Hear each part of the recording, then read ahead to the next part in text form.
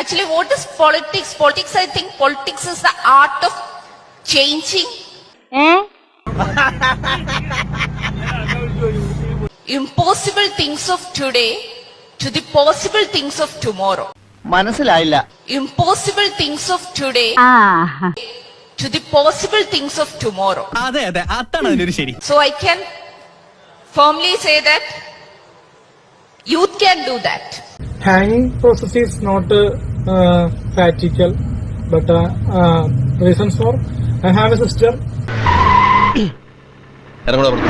തന്റെ തല എന്താണോ പിണ്ണാക്കാണോ, അല്ലെങ്കിൽ തന്നെ വന്നപ്പോ മുതൽ തുടങ്ങിയ ശല്യ. Youth can change impossible things of today. They can embrace change.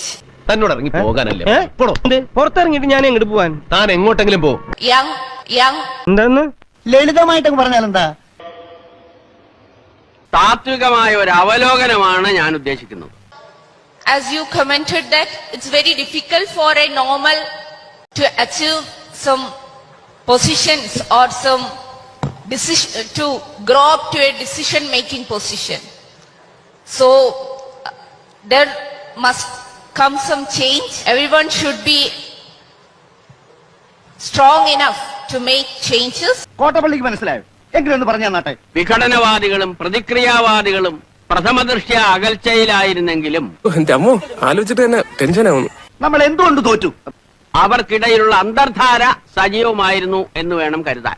അയ്യോ സമ്മതിച്ചു സാറേ.